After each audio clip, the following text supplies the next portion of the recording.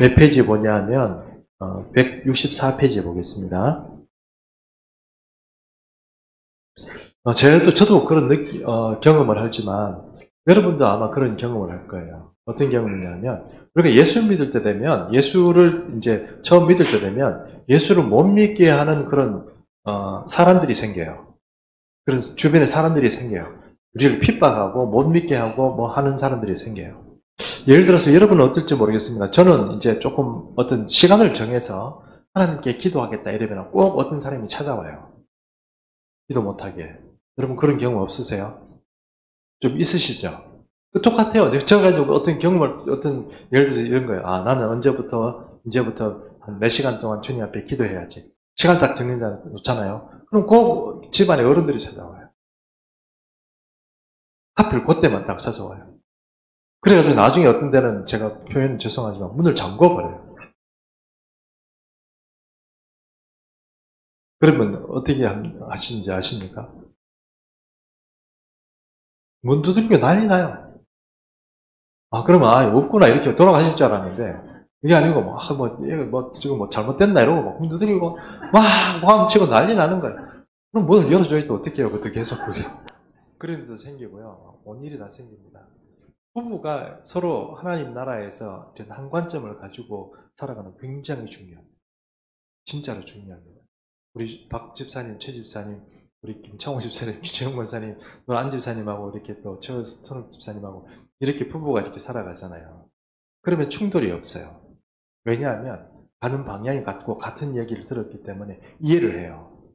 그런데 여러분 진짜로 제가 말씀드리지만 만약에 같이 안 듣고 같은 수준이 안 따라가잖아요. 그러면 반드시 안 따라가는 그 사람은 나에게 방해가 돼요. 표현은 정말 미안한 얘기지만 마귀의 도구가 돼요. 그럼 이 사람은 하나님 나라에서 살고 싶어 하지만 가족임에도 불구하고 계속 발목을 잡고 계속 넘어뜨려요. 무슨 중요한 일이 있을 때마다 항상 내 자신을 흔들어버려요. 그런 일들이 계속 생기고 부부간에도 생기고 부모님이라도 생기고 자식도 그렇게 해요. 하나님 나라에 어떤 살아가는 일에 반드시 사람은 방해하는 사람이 있어요. 저도 마찬가지. 저도 화합하고 싶죠. 친하게 지내고 싶고 또 얘기하면 들어주고 싶고 이렇게 하지만 여러분 눈빛이 틀리고 사람이 완전 다른 사람이에요. 저는 바로 알아요. 마귀가 그 속에서 역사하는구나 바로 알아요. 상사도 있어요. 목사님들도 있고요. 장로님도 있고요. 형적으로 뭔가 조금 깨어나고 나면 그 사람의 그 속에 마귀가 보인다는 뜻이 아니고 눈빛이 벌써 틀려요. 이거 마귀가 나를 방해하는구나 이런 게 알아요. 그리고 어떤 일 때 벌어지냐 우리가 진짜로 하나님 나라를 위해서 살아가기 시작할 때 그때 반드시 방해하는 사람이 나타나요. 그게 오늘 우리가 처음 시작하려고 하는 이야기의 주제예요. 그리고 이 사람들을 우리가 어떻게 하고 살아야 되느냐 하는 이야기가 바로 오늘 우리가 이제 우리 결단에 대해서 여러 가지 얘기했잖아요. 회개도 해야 되고 뭐 그런 얘기 했잖아요. 했는데 오늘 그 얘기를 좀 하려고 해요. 한번 좀 읽어보도록 하겠습니다. 자, 몇 페이지냐 하면 164페이지 위에서 두 번째 패러그래프입니다. 때론 이런 결단은 사랑하는 사람까지도 포기할 수 있어야 합니다. 사람에 대한 것이 하나님 나라의 그분의 의를 구하는 것 위에 있으면 안 됩니다. 예수님께서는 제 아들을 파송하시면서 천국에 가까이 왔다고 외칠 것을 명하셨습니다. 하나님 나라에 대해 외치는 것은 제자의 몫이요. 그것을 받아들이고 거절하는 것은 이 외침을 들은 사람의 몫입니다. 하나님 나라의 복음을 받아들이는 사람이 바로 예수님을 받아들이고 영접하는 사람입니다. 또한 예수님을 영접하는 사람은 하나님 나라의 왕인 하나님을 받아들이는 사람입니다.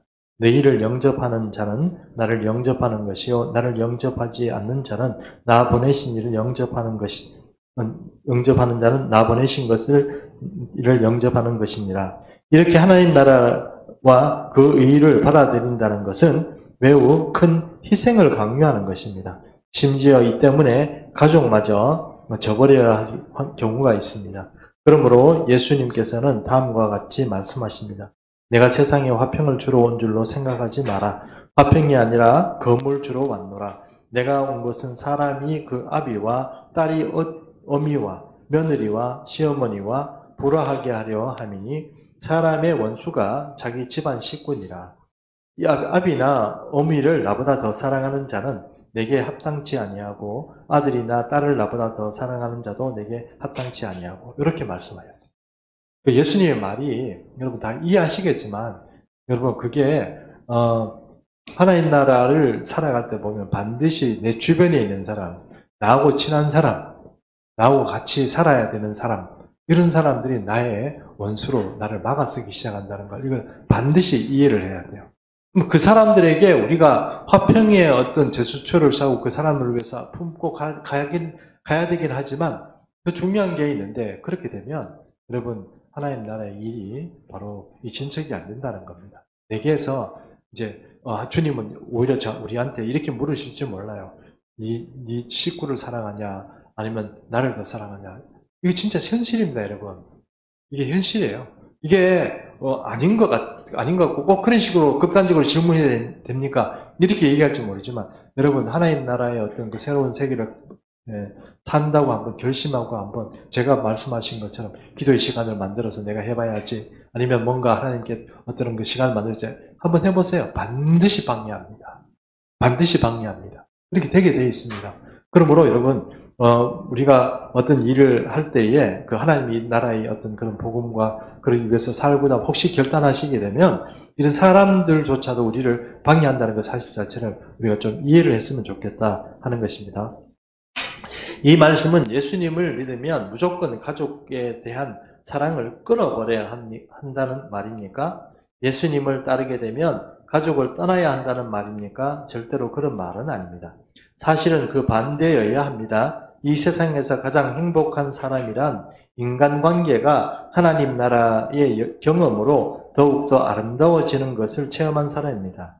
주님의 이 말씀의 핵심은 인간관계가 하나님 나라와 그 의를 구하는데 장애물이 된다면 그 장애물을 치워버리라는 것입니다. 여러분 그래서 예를 들어서 만약에 부부간에 어떤 하나님 나라의 어떤 문제에 대해서 내가 어떤 결심을 하고 이렇게 헌신하겠다 이러는데 만약에 남편은 그렇게 살겠다 이랬는데 부인이 안 된다 이렇게 방해를 한다 이렇게 되면 여러분 그 문제의 어떤 충돌하는 문제에 대해서 우리가 10분 양보해야 될 것은 양보해야 되고 화합을 해야 될 건 화합을 해야 되지만 기도해야죠. 주님 이 사람도 제가 열어주셨던 그런 세상처럼 하나님 나라를 볼 수 있는 그런 시각을 열어주십시오. 이렇게 기도해야 되겠죠. 근데 여러분 생각해 보십시오. 나는 하나님 나라가 보이고 저 천국이 보이는데 이 사람은 세상에서 잘 될 거, 세상에서 사업하는 거, 세상에서 뭔가 일확천금을 버는 거 이런 데 계속 관심이 있다고 그러면 여러분 그게 서로 말이 될 것 같지만 안 되는 거예요. 불가능합니다. 저도 다 경험해 봤으니까 알죠. 힘들어요. 지금 우리 집사람이 와서 저한테 얼마나 좀 이렇게 정말 힘이 돼요. 우리 집사람이 와서 이렇게 개척교회 이렇게 해주고 그러니까 제가 부교육자고 있을 때 우리 집사람 별로 협조 안 해줬습니다. 협조해줬다는 얘기가 집사람도 집사람대로 어떤 살아가는 삶이 있고 집사람의 삶 자체가 교육자의 집안의 삶으로서의 그런 살아간다기보다는 뭔가 저는 그 샐러리를 받아가는 어떤 교육자로서 살아가는 줄 알았을 거예요. 근데 제가 가지고 있는 이 하나님 나라에 대한 그런 어떤 복음이 진짜 사명감을 가지고 한다는 것을 우리 집 사람은 생각을 못 했을 거예요. 그러니까 목사가 돼가지고 목사 당신도 똑같은 목사들인데 목사들처럼 그렇게 사례 받아가고 교회에서 잘해주면 고맙고 이런 식으로만 생각했을지 몰라요. 근데 사실은 저는 그런 생각은 아니었어요. 정말 하나님 정말 그래서 조금 우리 집 사람한테 좀 미안한 얘기지만 좀 힘들었어요. 생각이 다르니까 세계가 다르니까 집 사람이 볼 때는 여자들이 조금 현실적이잖아요. 집에 당장 애들 공납금도 줘야 되고 다 할 거 많은데 이 사람은 무슨 꿈꾸는 것 같은 얘기를 자꾸 하는 거예요. 이해하시죠? 그러니까 이제 충돌이 생기고 힘들어지는 거예요. 주변의 어른들도 보시기에도 좀 그런 것 같고 어쨌든 여러분 하나님 나라를 같이 살아가는 건 정말 좋아요. 특별히 부부가 같이 이런 이야기를 듣고 생각을 하는 것 이건 굉장히 제가 봐서는 정말 너무 놀라운 일이에요. 놀라운 일이고 정말 그게 살아가는데 큰 힘이 되는 거예요. 이게 안 되고 만약에 혼자서 이렇게 만약에 하게 되면 여러분 그것을 돌이키는 건 정말 힘듭니다. 한번 해보세요. 그리고 쉬운 건 내가 아무리 하나님 앞에 헌신하면 다 될 것 같잖아요. 아니요. 헌신하는데 진짜 피 흘리기까지 고통해야 될 시간이 많이 있습니다. 이런 표현은 어떨지 모르겠습니다만 한번 이런 일이 있었어요. 포항에 가면 어떤 그 쇼핑몰이 하나 있어요. 쇼핑몰이 있는데 그날 우리 집 사람이 기분이 좀 많이 안 좋았어요. 기분이 좀 안 좋아요. 저도 사실 그거 보니까 기분이 안 좋죠. 근데 저는 또 여러분 어떻게 에스컬레이터 있잖아요. 에스컬레이터를 이렇게 내려가는데 내려가다가 집 사람이 위에서 어디가? 이러는 바람에 제가 딱 돌아섰어요. 우리 아들하고 같이. 딸인지 아들인지 모르겠어요. 딱 돌아섰는데 앞에 계단이 내려오는데 2개인가 3개인가 딱 있었어요. 충분히 그냥 팍 올라갈 수 있잖아요. 딱 올라갔는데 누가 다리를 딱 거는 거예요. 다리를 딱 엎어져 버렸어요. 에스컬레이터에서. 그래서 엎어졌는데, 물론 이제 그 안전수칙이 좀 위반된 거죠. 근데 이제 우리는 충분히 그 정도는 간다고 생각하고 이제 딱 엎어졌는데, 그때 이제 우리 집사람 친구가 있었어요. 우리 집사람 친구가 있었는데 그걸 본 거예요. 참 우리 집사람 좀 진짜 미안했어요. 남편이 에스컬레이터에서 거꾸로 가다가 처박혀가지고 넘어졌으니 얼마나 그랬겠어요. 저는 이제 또 집사람이 또 그때 기분이 좀 안 좋고 그래서 좀 기쁘게 해주려고 그냥 반갑다고 해서 뒤로 확 돌아가는 건데 그런 일이 벌어졌어요. 근데 여러분, 지금도 제가 기억하고 있지만 누구 다리를 걸었어요. 사람은 아니었어요. 사람은 아니었어요. 근데 여러분, 그런 일들이 제 삶에는 좀 있었어요. 그러니까 사람들은 저를 볼 때 어떻게 볼지 모르겠지만 보이기 시작하고 새로운 세계를 보게 되면 그런 일들이 벌어져요. 그것은 같이 합치면 같은 힘을 가지고 같은 기도를 해가면서 할 수 있는데 만약에 한 사람이 그렇게 되면 어느 순간 보면 그 가족들은 예수를 꼭 그런 식으로 믿어야 되냐 이런 경우가 생기는 거예요. 근데 이게 좀 어려워져요. 우리가 예수를 믿을 때 처음에 여러분 우리가 예수를 처음 믿을 때 예수님 인격적으로 만날 때 굉장한 감동이 있어요. 세상을 다 가지는 것 같아요. 그런 감동이 있어요. 그 감동을 가지고 조금 살아가다 보면 갑자기 좀 그 마음이 감동이 점점 옅어지고 나중에 보면 그런 것들이 없어져요. 근데 여러분 그때 주의하셔야 돼요. 그게 성령께서 해주시는 거거든요. 그 감동 가지고 평생을 살아야 되는데 그 평생을 살아갈 수 있는 감정이 뭐냐면 바로 이거예요. 여기에 답이 있는 거예요. 힘들고 어렵더라도 답이 여기에 있어요. 그런데 예수 믿는 사람들이 처음에 그 문을 통과해주고 나와가지고 얼마 안 해서 나중에 종교인 다 돼버립니다. 그냥 세속적인 사람인지 그리스도인지 구분이 안 되는 사람으로 다 살아가 버린단 말이에요. 그러면 주위에 있는 사람도 눈치도 봐야 되고 세상에 어떤 사람도 눈치 봐야 되고 상사 눈치도 봐야 되고 교회에 있으면 여러 사람도 눈치 봐야 되고 이러다 보면 하나님께서 우리에게 심어준 그런 신앙을 가지고 살아가는 게 아니고 관계 속에서 만들어져가는 그런 어떤 신앙관을 가지고 살아간다. 그 하나님하고 상관없어요. 제가 말씀드리잖아요. 천국 가기가 좁은 길 가고 좁은 문 가기가 쉬운 게 아니라. 그럼 여러분, 어쨌든 우리가 이 관점을 뚫고 이 세계를 가고 나면 이제 그때부터는 제가 무슨 말을 하든지 제 말이 좀 이해가 갈 거예요. 우리 목사님 그런 얘기 하는데 처음에 들을 때는 좀 황당하더니만 이제 그 말이 무슨 얘기인지 이해가 가네. 그런 생각이 들 수도 있어요. 근데 지금은 여러분, 어쨌든 그것을 빨리 뚫어야 되는 게 있고 어쨌든 그런 가정적인 어떤 문제 그런 어떤 우리가 지금까지 오면서 우리 집안에서도 저도 이제 물론 저 혼자 일방적으로 그런 거 아니고 우리 집 사람도 하나님으로부터 트레이닝을 많이 받았겠죠. 지금까지 우리가 안 헤어지고 사는 거 보면 어쨌든 트레이닝을 받은 거죠. 근데 제가 볼 때는 인간적으로 보면 저 같은 남편을 만나지 말았어야 됐어요. 이거 완전히 진짜로 돈을 제대로 벌어와요. 아니면 뭔가 또 이렇게 좀 건강하기나 건강해요. 뭔가 좀 비리비리하고 그렇잖아요. 그런데 좀 참고 살아준 우리 집사람이 아마 우리 장모님이 기도도 많이 해주시고 그래서 그런 것 같아요. 저나 이제 우리 집사람이나 함께 이 하나님 나라를 같이 달려가게 됩니다. 여러분도 마찬가지고요. 이 예수 믿는 충성교회는 그냥 우리가 내강 신앙생활 하다가 천국 갈지 안 갈지도 모르고 막 그런 삶을 살아가려고 우리가 교회를 개척한 건 저 아니라고 생각해요. 소수가 될지 모르지만 어쨌든 이 소수가 제대로 쓴 공동체가 되면 앞으로 붙을 사람들도 그렇게 돼요. 근데 지금 여기서 제대로 된 하나님 나라의 사람을 만들어 놓지 않으면 내가 헷갈리는 이 세상과 이 신앙에서 어떻게 다른 사람을 설득하고 다른 사람의 이야기, 다른 사람에게 내가 가지고 있는 이 복음이 전파가 될 수 있어요. 그거 불가능한 얘기예요. 그건 거짓말이에요. 그냥 나도 없는 확신도 없고 나도 어떤 보지 못하는 세계를 어떻게 남한테 내 말로만 전할 수 있단 말이에요. 그런 건 없어요. 우리가 영적인 일에 들어와 있어요. 함께 우리가 이런 공부를 하면서 이 어떤 통찰력을 키우고 하나님의 어떤 보여주신 하나님 나라를 볼 수 있는 그 안에 들어가서 정말 이거 하나님의 은혜 가운데 사는구나 하는 세계까지 가 있으면 그 다음에 나머지는 뭐 교회에 사람을 대해주든 우리 가족의 문제가 됐건 그런 문제는 완전히 진짜 도통한 세계에 살아갈 수 있는 그런 수준까지 올라가요. 그까지 가야 돼요. 그까지 가 있으면 자동적으로 되는 세계가 있어요. 사도 바울은 그것을 본 거예요. 그러니까 사도 바울이 그렇게 살 수 있던 거예요. 우리가 사도 바울처럼 살 수 있는 방법도 마찬가지예요. 그렇게 살지 않으면 여러분 여기서 초보의 신앙을 딱 통과하고 나서 그 세계를 들어가지 못하면 이 중간에서 우리는 끊임없이 무기력한 신앙생활을 하게 돼요. 무기력한 생활. 그러니까 이거를 탈피할 방법은 제가 지금 말씀하고 있는 하나님 나라가 혹시 여러분의 마음 가운데 어떻게 확실히 안 들어올지는 모르겠지만 진짜 하나님, 주님, 하나님 나라가 나한테 임하고 하나님 의대로 살아갈 수 있는 그런 어떤 내게 어떤 성령의 기름을 부어주시고 눈을 띄워주시고 이렇게 기도하십시오. 그러면 보이기 시작하는 거예요.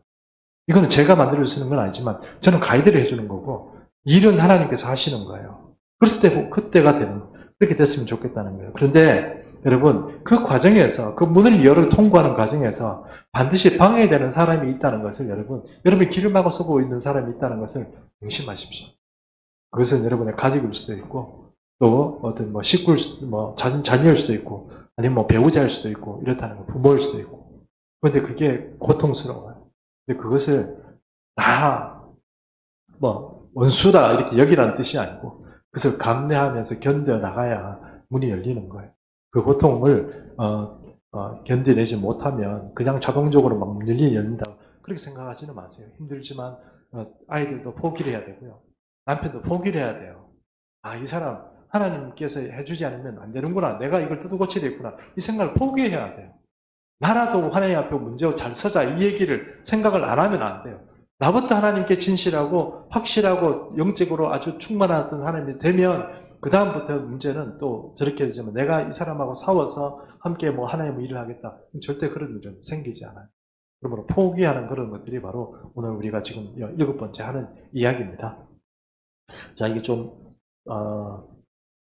그래서 165페이지 마이크 가지고 계신 분 계세요? 예, 그러면 165페이지 밑에서 4번째 줄부터 좀 읽어주시겠어요? 네, 가림부터.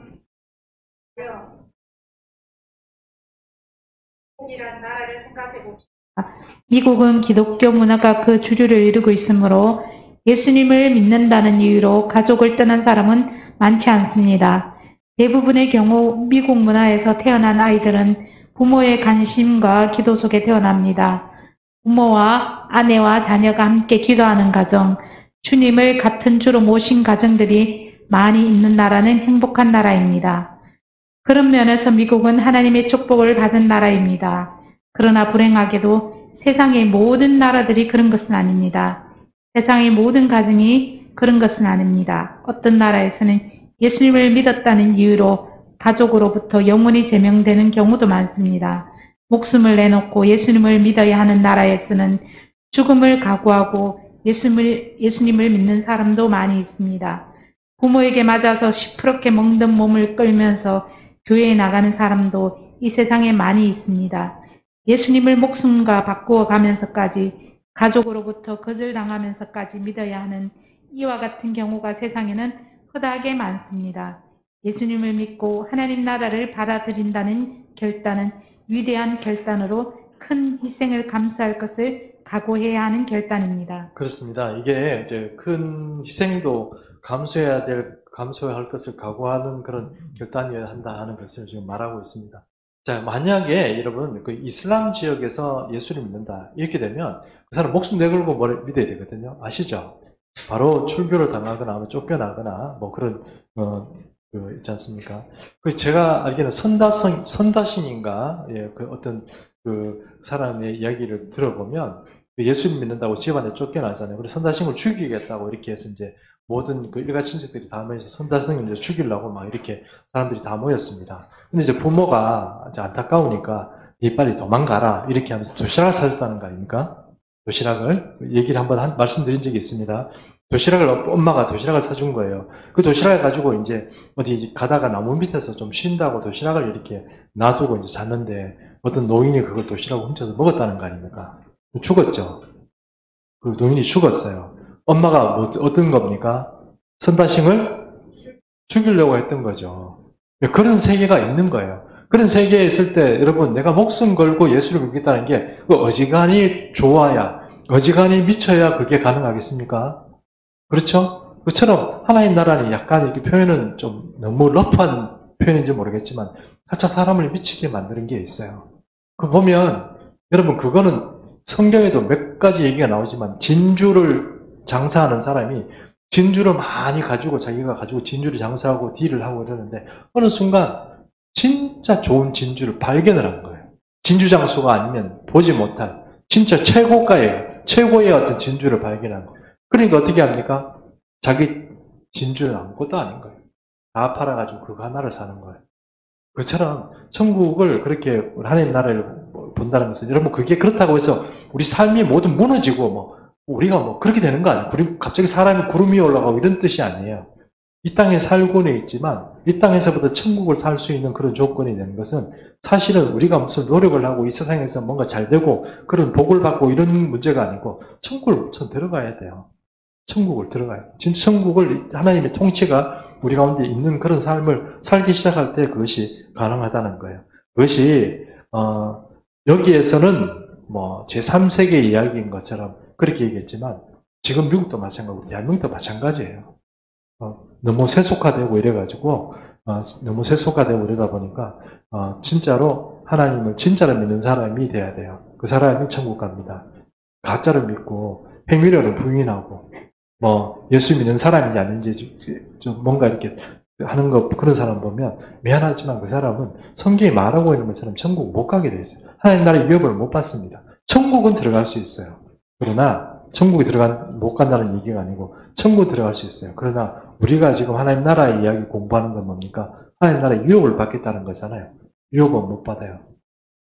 이 땅에서 그렇게 안 된다는 겁니다. 자, 넘어가겠습니다. 또한 여기서부터 이거 좀 읽으시겠습니까? 예, 김영슬 집사님 좀 읽으세요. 또한 예수님께서는 자기 십자가를 지고 나를 쫓지 않는 자도 내게 합당치 아니하니라 라고 말씀하셨습니다. 하나님의 나라는 내 목숨까지 요구합니다. 십자가를 지고 나를 쫓으라는 말은 무슨 뜻입니까? 십자가를 진다는 것은 무슨 뜻입니까? 자기 십자가란 어떤 십자가입니까? 내가 만일 암에 걸렸다면 암으로 인한 고통이 나의 십자가입니까? 관절염에 걸렸다면 관절염으로 인한 육체적 고통이 나의 십자가입니까?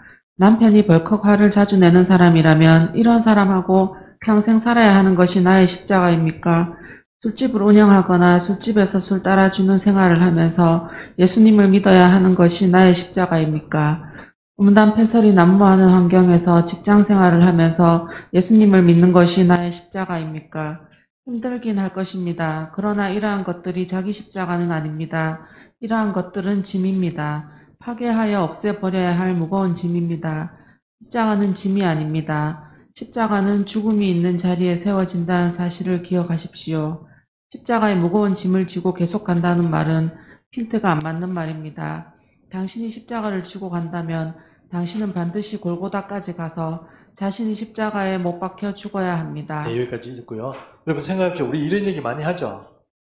내가 내 십자가다 이러고 이런 거 있잖아요. 예를 들어서 어떤 병이 걸렸다면 이거는 평생 내가 약 먹고 살아야 된다. 그것이 내 십자가다. 그런 얘기 하지 말라는 거잖아요. 맞죠? 그런 얘기 하지 마라. 그거 십자가 아니다. 지금 얘기를 하는 거예요.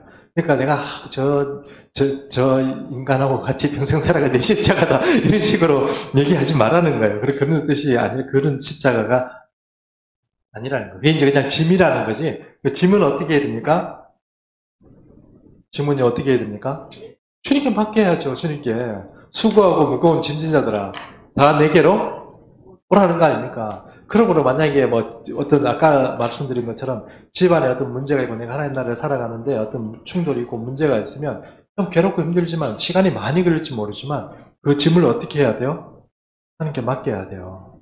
여러분 만약에 우리가 하나님 나라는 그 문제 때문에 그렇다고 가정을 버려볼 수는 없어요.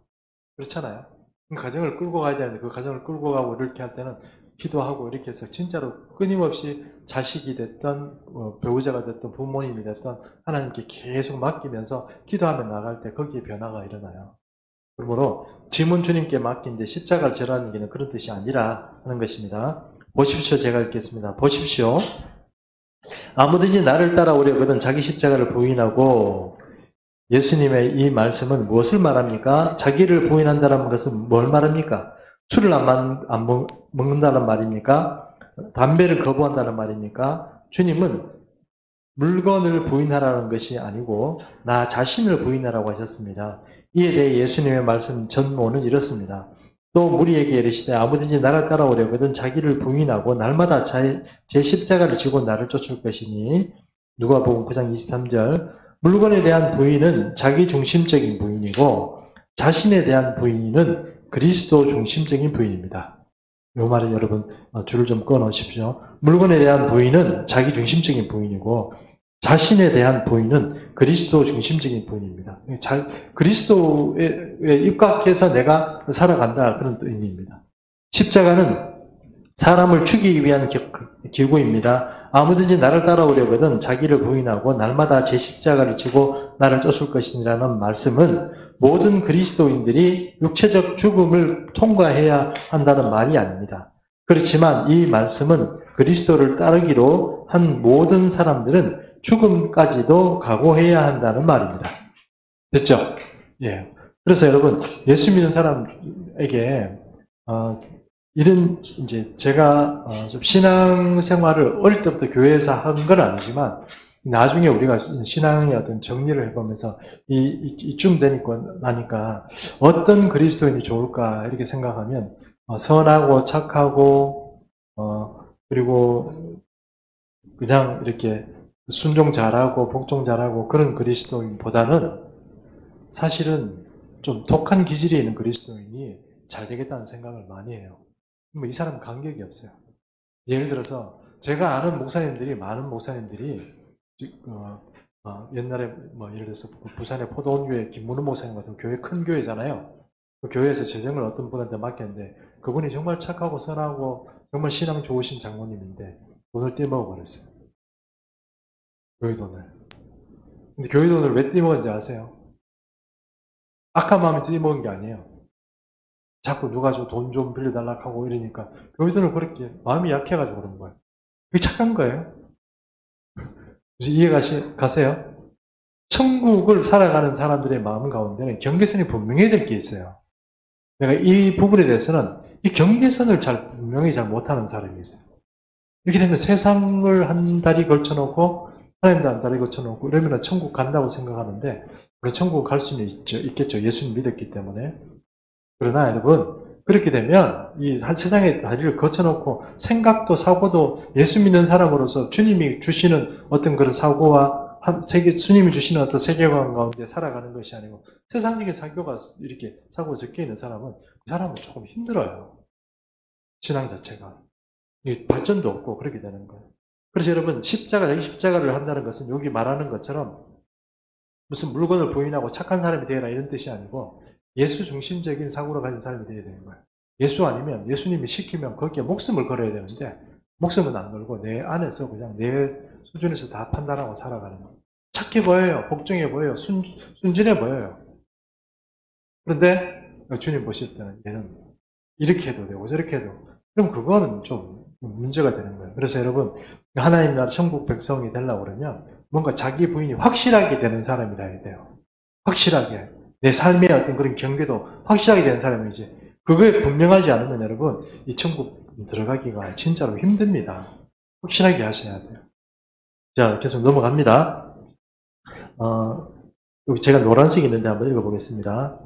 그렇지만 이 말씀은 그리스도를 따르기로 한 모든 사람들은 죽음까지도 각오해야 한다는 말입니다. 됐죠? 죽음까지도 각오해야 한다는 말입니다. 자, 넘어가겠습니다. 이 악한 세대에서 그리스도를 믿기 때문에 하나님 나라가 요구하는 자신의 생명을 희생하여 피 흘려 죽는 사람이 많이 있습니다. 이것이 바로 십자가를 진다는 것의 의미입니다. 그리스도를 위하여 죽으면 죽으리라는 자세입니다. 십자가를 진다는 것은 그리스도에 대한 온전한 헌신을 의미하는 것이며 필요하다면 자신의 생명까지도 하나님 나라와 그 의를 구하기 위하여 내려놓는 것을 의미합니다. 이렇게 있습니다. 쭉 밑에 가서 십자가를 진다는 것은 나는 죽은 것으로 여기고 그럼으로써 내 안에 그리스도가 살게 된다는 것입니다. 그러기에 사도 바울은 다음과 같이 고백을 했습니다. 내가 그리스도와 함께 십자가에 못 박혔나니 그런즉 이제는 내가 산 것이 아니요 오직 내 안에 그리스도께서 사신 것이라. 이제 내가 육체 가운데 사는 것은 나를 사랑하는 하사 나를 위하여 자기 몸을 버리신 하나님의 아들을 믿는 믿음 안에서 사는 것이다. 이렇게 말했습니다.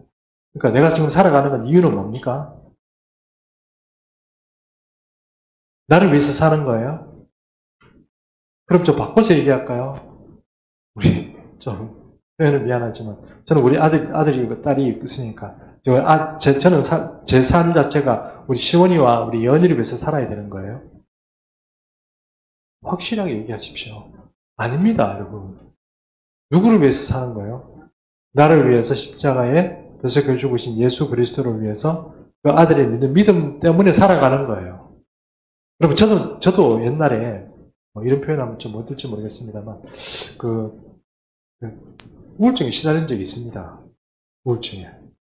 자식이 있고 아내가 있고 다 이렇게 부모가 다 있더라도 죽어버리고 싶더라고요. 이런 식으로 삶 사는 건 별로 의미가 없다는 생각이 죽고 싶더라고요, 진짜. 죽고 싶었어요. 진짜 막 죽고 싶었는데 그때 그 찬양 하나가 저를 살렸어요. 십자가 그늘 아래 나 살기 원하네. 그 찬양 혹시 아시는 거 모르겠습니다. 십자가 그늘 아래서 나 쉬기 원하네. 맞죠? 1절이 나 쉬기 원하네. 말입니다. 그 안에서 진짜로 1절 동안 그 찬양을 부르고 눈물 흘리고 밥도 제대로 안 먹고 그 일주일을 지나고 나니까 제가 살아났어요.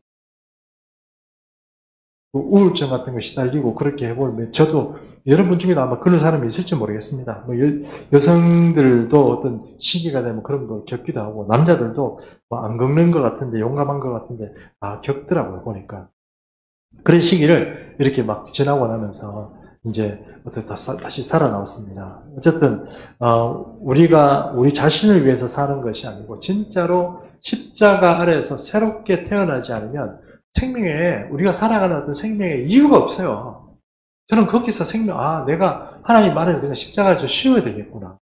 그 그늘 아래서 살아야 되겠구나. 그 생각만 하고 살아나온 거예요. 우리 아들 때문에 우리 딸 때문에 내가 사랑하고 좋아하지만 그 아들 때문에 살아온 거 아니에요. 우리 집 사람도 예쁘고 좋지만 그 때문에 살아온 거 아니에요.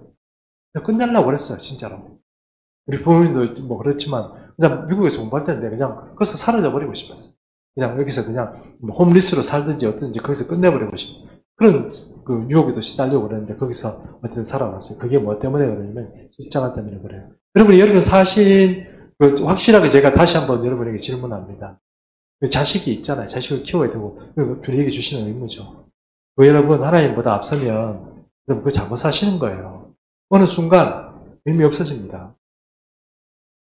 농담하는 게 아니고 진심이에요. 그럼 여러분, 세상에 있는 거 가지고 내가 그냥 가족이다, 내 명예다, 뭐 이런 것, 주변에 있는 거, 내가 이렇게 사는데 부모님들이나 주변에 있는 사람들 나를 어떻게 생각한다, 다 필요 없어요. 하나님을 위해서 완전히 이제 다시 내가 가지고 있는 이 자신을 좀 부인하십시오. 싹 내려놓으시라고. 그게 꼭 뭐 우울증에 걸려가지고 뭐 그렇게 고통하고 그런 시간을 꼭 보내서 살아온 나도 있지만 기왕이면 좀 지혜롭게 그런 것도 천천히 다 던지고 맡기고 주님께 기도하고 그렇게 살아가는 게 좋습니다. 그러면 세상에서 잘 된다 안 된다 이런 얘기를 제가 하는 게 아니고 적어도 우리 자신이 하나님 앞에 하나님의 사람으로 살아갈 수 있는 그런 일들이 생긴다는 것입니다. 그러므로 가족을 위해서 사는 것도 아니라고 분명히 여러분 확실히 저한테 대답하신 거 맞죠? 그러므로 그리스도를 위해서 사십시오. 그러면 우리가 이렇게 살 수는 없어요. 확실히 뭔가 달라집니다. 자, 십자가를 진다는 것은 여기까지 읽었고, 내가 만일 그리스도를 위해 죽음까지도 불사르겠다고 각오하였다면 그 각오는 내 생명의 주인이 내가 아니고 그리스도라는 것을 깨달았기 때문에 가능한 각오입니다. 여러분의 생명과 여러분의 소유한 모든 것은 여러분의 것이 아니라 그리스도의 것이 됩니다. 그렇죠? 예. 그러므로 십자가를 진다는 것은 자신의 구주와 왕과 통치자가 되시는 분이 바로 그리스도라는 사실을 의미합니다. 나뿐만 아니고 여러분도 마찬가지고 우리 가족들, 우리 시원이, 예언이부터 시작해서 모든 우리 가족 식구들 중에도 그리스도를 인정하고 그들의 그리스도에게 맞추는 삶을 살았으면 좋겠지. 우리 아들이 뭘 좀 잘해서 돈 잘 벌고 위치에 올라가고 저는 그런 관심 없어요. 결국 그건 나중에 지나고 나면 헛것이라 알기 때문에 차라리 하나님의 도움을 받고 정말 하나님의 은혜 가운데 살아가는 거기에 저는 목숨 걸었으면 좋겠어요. 그게 아무것도 아니라고 생각하는 청년들이 많으니까 교회에서 아무리 그리스도를 가르치고 이렇게 하더라도 지 욕심에 따라서 세상에 나가보니까 야망과 어떤 욕심 가지고 비전 가지고 막 하는 거 아니에요. 그래가지고 하면은 뭐 이룰 것 같죠? 천만에 20년 지나고 나면 별거 없어요. 아무것도 별거 없어요. 그냥 뭐 다 살아가는 게 대동소이해요. 그런데 하나님 그리스도 안에서 살아가는 이 놀라운 세계는 완전히 다른 거예요. 여기는 우리가 세상을 살아가면 나이가 들고 어느 정도 어떤 적에 있으면 이 라이프 사이클이라는 게 있어요. 내려오는 시점이 있어요. 계속 올라가는 사람은 드물어요.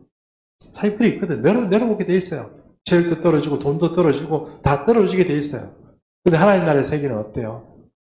가면 갈수록 더 깊고 넓고 놀라운 세계, 우리가 정말 하나님이 예비하신 건 놀라운 세계가 있는 거예요. 영적으로는 끝없이 자라지만 육신은 우리가 30세 정도만 되면 그때부터 바이탈 사인이 꺾이기 시작하는 거예요. 그걸로 가지고 우리 아이들을 위해서 생명을 거기에 걸어라 이렇게 이야기는 하는 건 좀 어리석은 부모예요. 예수 믿는 사람이라면 그렇게 말하는 건 어리석은 거예요. 물론 아이들이 우리가 자기의 길을 잘 찾아가야 되고 그랬지만 내가 얘기하는데 세상의 끝까지 한번 올라가 봐. 너 올라가 봐. 계속 그런 식으로 재촉해가지고는 아이들이 예수 믿는 애들이 안 된다는 거예요. 그러니까 얘들을 진짜로 그리스도인으로 만드는 게 진짜 그리스도인으로 만드는 게 더 중요해요. 근데 교회에서는 그렇게 안 가르치거든요. 그렇게 말은 해요. 말은 진짜로 해요. 그런데 진짜로 그렇게 가르칠 수는 없어요. 우리 교회 교육을 안 해본 것도 아니고. 해보세요. 그러면 애들이 그렇게 교육하고 청년 정도만 되면은 뭔가 번쩍번쩍하고 믿음의 생활하고 막 기도 열심히 하고 막 그렇게 눈이 번쩍번쩍 이렇게 하나님 나라를 추구하는 그런 눈빛이 바뀌고 애들이 그런 태도가 바뀌어야 되는데 그런 애들이 여러분 드물잖아요. 교회를 그만큼 자라왔는데도 안 되잖아요. 그게 왜 그렇습니까? 잘못 온 거예요. 그런 걸 생각하면 오히려 우리 스스로가 하나님 앞에 겸비하고 우리 아이들도 하나님께 맡기는 거 그게 더 중요해요. 그러면 내 스스로가 그 어떤 아까 관아에서 낳은 유수라고 말씀드린 것처럼 내가 진짜 물을 만난 사람으로 보이게 되면 그 영적인 어떤 기류가 믿음의 그런 기류가 우리 저 밑으로도 내려가는 거예요. 그래서 계속 보겠습니다. 그러므로 십자가를 진다는 것은 자신의 구주했습니다. 내가 나를 십자가 줄 끊는 데 있습니다. 내가 나를 십자가에 못 박아 죽이기 전까지는 그리스도가 나를 점령할 수 없습니다. 이게 중요한 거예요. 내가 계속 지고 있으니까 이게 안 되는 거예요.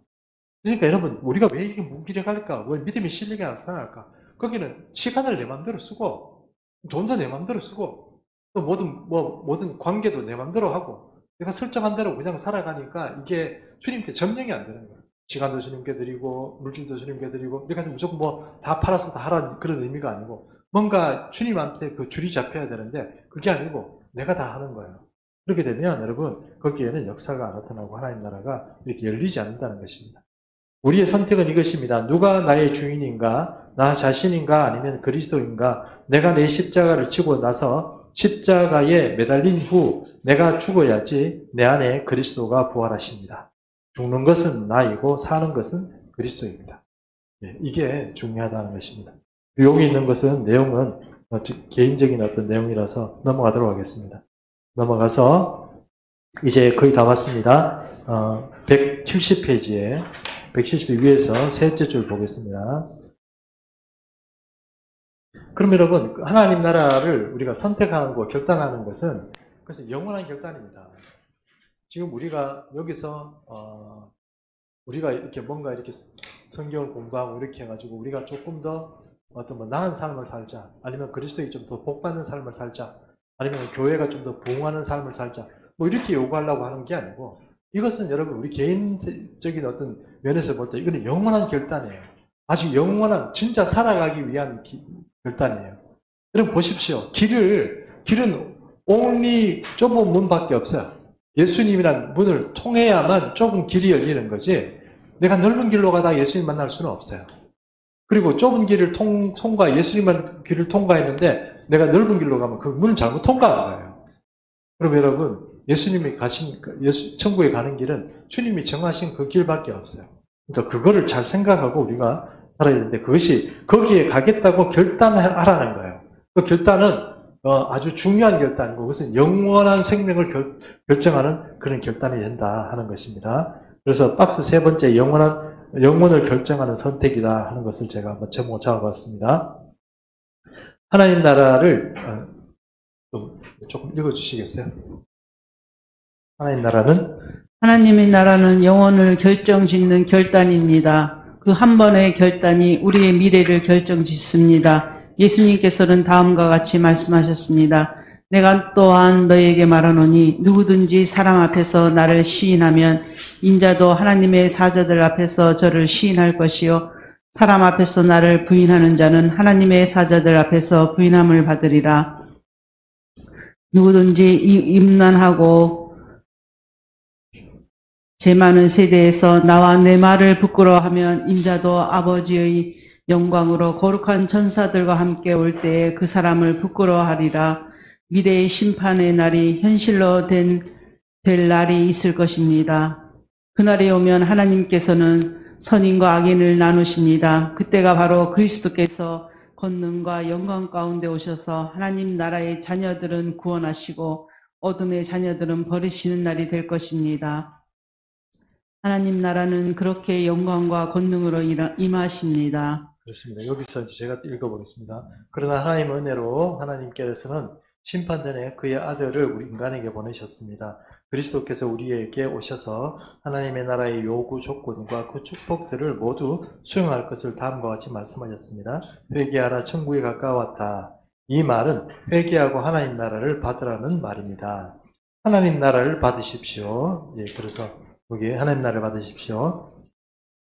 예수님께서는 심판날 전에 십자가에 대속할 죽음을 통해서 우리가 하나님 나라를 지금 이곳에서부터 미리 받을 수 있도록 해놓으셨습니다.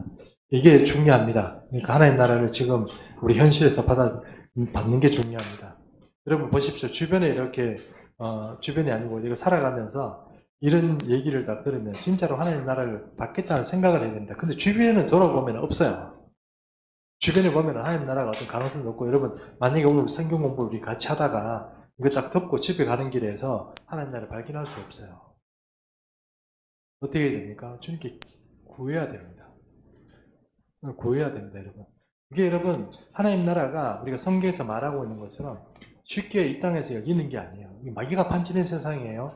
여기서 우리가 하나님 나라를 들어갈 수 있는 방법은 오직 전투하는 방법밖에 없어요. 전투에서 침노하는 방법밖에 없다. 하나님 나라를, 그래서 예수님 말씀하신 것처럼 천국은 누구의 것이라고요? 침노하는 자의 것이에요. 달라고 주님께 강력히 요구해야 열립니다. 그게 안 열리는 사람들은 정말 내가 세상 살아가는데 돈도 있고 뭐 여유도 있고 이래가지고 뭐 별로 애를 좀 없는 사람은 미안하지만 천국에 굉장히 힘들어요. 주님이 얘기하잖아요. 부자층에 보고 뭐라고 얘기했습니까? 부자는 천국에 들어가는 게 낙타가 바늘기로 들어가는 것만큼 어렵다고 얘기하잖아요. 어려워요. 근데 진짜 하나님의 은혜로 고통이나 괴로움 가운데 막 땅바닥에 막 기어보는 사람은 그때 하나님을 만날 수도 있어요. 참 귀한 일, 그런 고통 중에 만나는 것도 참 귀한 일이지만, 어쨌든 여러분, 하나님 나라는 세상에 열려있는 게 아닙니다. 우리가 좁은 문 얘기도 했다시피 문이 좁아요. 발견되기가 쉽지 않아요. 방법은 하나밖에 없어요. 하나님께 달라고 구해하는 방법밖에 없어요. 그리고 천국을 침노하는 방법밖에 다른 방법이 없어요. 주님께 하나님 나라를 달라고 그렇게 해야 됩니다. 예수님께서는 심판날 전에 십자가의 대속의 죽음을 통해서 하나님 나라를 지금 이곳에서부터 미리 받을 수 있도록 해 놓으셨습니다. 받기로 결단하셨으면 여러분의 이미 결정되었습니다. 여러분 미래는 결정되었습니다. 내일의 축복이 오늘의 축복이 되었습니다. 올 세대가 지금 여기에 침투하여 존재합니다. 내일의 삶을 지금 여기서 누릴 수 있습니다.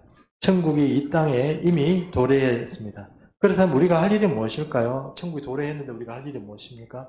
여기에 단 한 가지입니다. 회개하십시오. 돌아서십시오. 그리고 복음을 받아들이십시오. 그분이 통치에 나 자신을 포기하십시오. 이것이 바로 하나님 나라가 요구하는 바입니다. 아멘이시죠?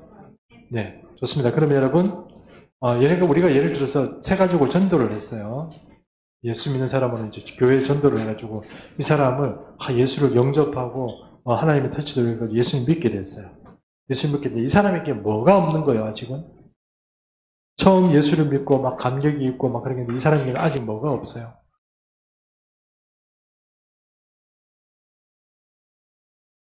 하나님 통치가 없어요. 왜요? 아직 내가 새로운 세계를 접어들고 하나님의 복음을 발견하기는 했지만, 예수를 믿게 됐지만, 내 자신을 아직 하나님께 드리는 그게 뭐예요? 없는 거예요. 그리고 거기에 대해서 정말 철저하게 이 사람이 훈련을 받고 내가 하나님의 사람으로 살아야 되겠구나 이런 것들이 결단하지 않는다면, 그리고 주변에 그런 사람 모습을 보이는 그리스도인들이 없다면 그 사람은 어떻게 돼요? 10년이 지나도 20년이 지나도 30년이 지나도 어떤 걸 가지고 살아요? 처음 예수를 믿게 되는 처음에 그 감격만 가지고 살아요. 그렇게 돼요.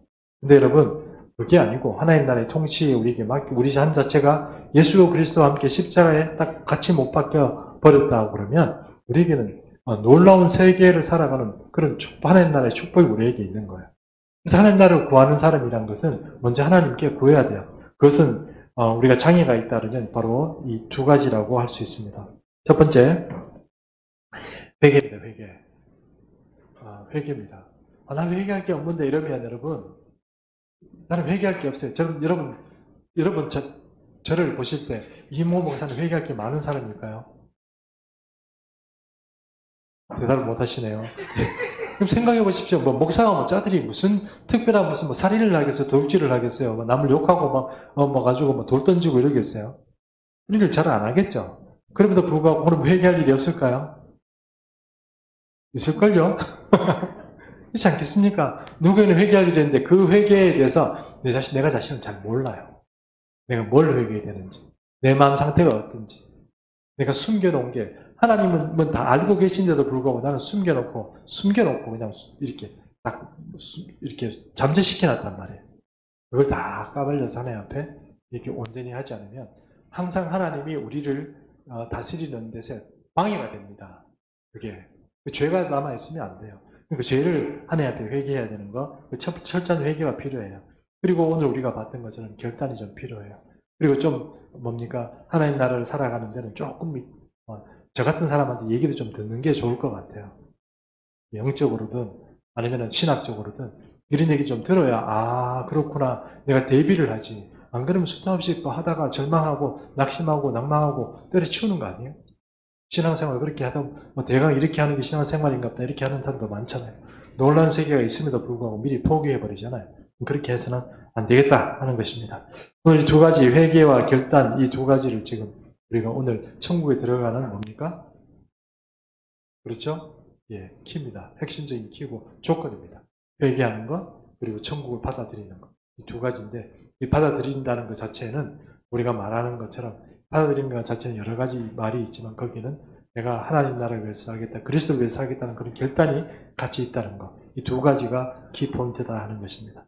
꼭 이렇게 살았으면 좋겠고, 오늘 우리가 중간쯤 거의 끝나갑니다. 한 3분의 2 정도로 왔거든요. 그래서 이제 있었던 이야기, 이제 앞으로 몇 가지, 예전에 했던 이야기인데 한 가지만 더 점검을 하고, 왜냐하면 앞으로의 공부하는데 이런 그림들이 중요하기 때문에 그렇습니다. 지금 2세대와 올 세대를 보고 계시죠? 이 그림 여러분 예전에 아시는 그림이죠? 예, 아시는 그림입니다. 여기 보면 2세대가 있고 여기 올세대가 있습니다. 올세대가 있는데 여기서 이제 우리가 이제 이전에 있었던 이걸 또 뭐라고 얘기할 수 있습니까? 뭐 교회 시대 이렇게 얘기할 수도 있죠. 교회 시대 이렇게 얘기할 수 있습니다. 이때까지는. 그리고 어느 순간 그리스도께서 이 땅에 재림하시죠. 이 땅에 그리스도께서 이 땅에 오십니다. 이 땅에 오시면 그때 어떤 사람은 천연왕국에서 예수님과 더불어서 왕노릇하며 사는 사람이 있을 거고 이때 깨어나지 못하고 이때 그냥 보통 사람들하고 계속 이 시대를 같이 그냥 일반적인 사람들하고 살아가는 사람도 있을 거예요. 그것은 지옥 간다는 뜻이 아니라고 말씀드렸죠? 지옥 가는 게 아니라고 말씀드렸죠? 그 사람은 천국 갈 가능성이 없는 거예요? 아니요. 그 뜻이 아닙니다. 이해하시죠? 천국 지옥 가는 건 여기서 결판한다고 그랬죠? 우리가 오해하지 말라고 그렇게 얘기를 했습니다. 그럼 이때는 여러분, 이때 여기 우리가 그리스도가 재림하실 때 같이 올라가면 얼마나 좋을까요? 그죠? 재림하실 때 올라갔다가 같이 내려오면 같이 내려와서 그러면 여기 때 만약에 휴거가 있다고 쳐요. 예수님 재림하기 이제 바로 전에 휴거가 있겠죠? 맞죠? 휴거가 돼서 올라갔어요. 그럼 여기서 계속 살아요, 우리? 누구하고 같이 내려와요?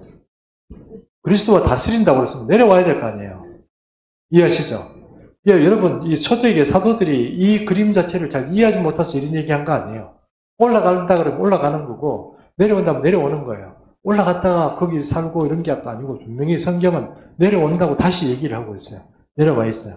그럼 그리스도는 여기서부터 다시 예수님은 다시 올라가요? 안 올라가죠. 여기서부터 다스리는 거예요. 이 그림이 여기 나와 있어 그런데 여기는 이게 완전히 새하늘과 새 땅이기 때문에 그래요. 그래서 1단계, 2단계의 어떤 그런 심판이 있다는 것이 말하는 것이고 천연왕국에부터 여러분 거기에 천연왕국 때부터 어떻게 생각하시면 되냐면 천연왕국 때부터 벌써 그 사람의 삶의 유업이 천국에서 유업이 벌써 결정돼요. 왜냐하면 여기서부터 벌써 결정이 돼요. 왜냐하면 주님이 내가 너희 집을 만들러 가는데 집이 완성되면 내가 어떻게 해요? 너희 데리러 오겠다고 그랬잖아요. 그럼 거의 유업은 여기서 거의 이 시점에 대해서 확정이 돼요. 지금 우리가 어디 와 있냐? 여기 와 있어요. 이쯤 와 있어요. 어딘지는 몰라요. 여기 와 있어요.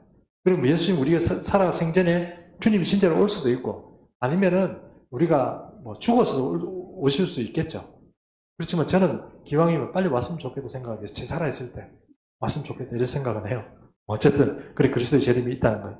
이 그림 자체를 잘 여러분 이해하셔야 됩니다.